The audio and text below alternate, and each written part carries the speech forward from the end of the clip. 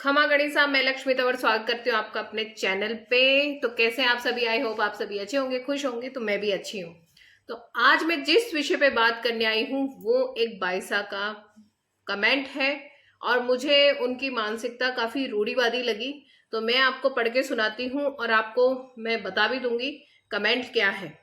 तो आप लोग देख लीजिए कमेंट क्या है। पहले कमेंट में लिखा है, ये मेरे पास एक फोन है तो मैं इसके माध्यम से आपको पढ़ के सुना रही हूँ। विधवा होने के बाद राजपूत महिलाएं बिंदियां लगाती है, सज धज के रहती है, रंग बिरंगे कपड़े पहनती है। इन्होंने मेरे इस पे ये कमेंट किया है। हर्षिता सोलंकी करके इनका आईडी है इनकी। तो मैं इनको जवाब देना चाहती हूँ कि विधवा महिलाओं को क्या जीने का हक नहीं होता है? मृत्यु और जीना मरना भगवान के हाथ में होता है, महिलाओं के हाथों में नहीं होता है। तो इन्होंने जिस तरीके का कमेंट किया है उसमें तो ये सिद्ध होता है कि भाईसा जो आपकी मानसिकता है वो शायद राजपूतों के ऊपर ही है और राजपूत महिलाओं के ऊपर ही है।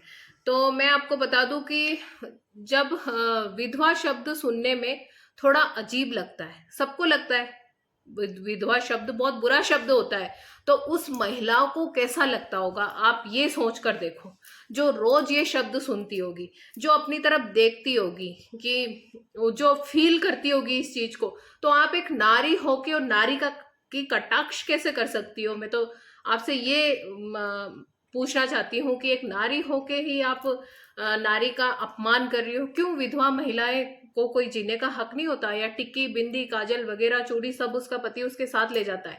पत्नी मर जाए तो पति चाहे 2 दिन बाद ही घोड़ी चढ़ के 10 बीवियां ले आए, उसके लिए कोई पाबंदी नहीं है। पर अगर विधवा महिला अपने लिए थोड़ा सा सज भी ले तो उसको चरित्रहीन का धब्बा दे दिया जाता है। आखिर ऐसा क्यों? समाज भी यही कहता आया है और यही समाज ने कहा था। मतलब भूतकाल में भी और वर्तमान में भी स्थिति वही है। हमारे जो पूर्वज रीति रिवाज बना के गए हैं, तो कहते हैं ना कि टेक्नोलॉजी तो आप अपना रहे हो 21वीं सदी की, और आप जो महिलाओं के लिए मानसिकता आप रखते हो 19वीं सदी की। तो ऐसा तो नहीं चलता है ना।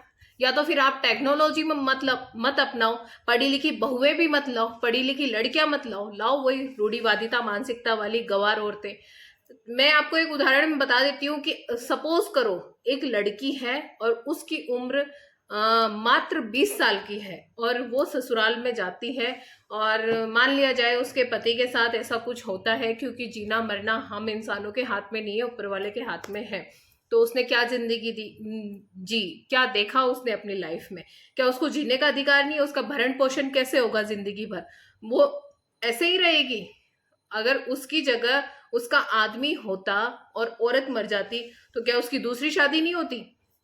तो मैं तो यूं ही कहूंगी, क्यों राजपूत महिलाओं को विधवा होने के बाद बिंदी टीके सजने संवरने का कहाँ लिखा हुआ है? किस ग्रंथ में लिखा हुआ है? किस शास्त्र में लिखा हुआ है? और कौन से कानून की किताब में लिखा हुआ है कि राजपूत महिलाएं अपने लिए नहीं जी सकती? क्योंकि ये 21वीं सदी है और 21वीं सदी में सबको जीने का अधिकार है।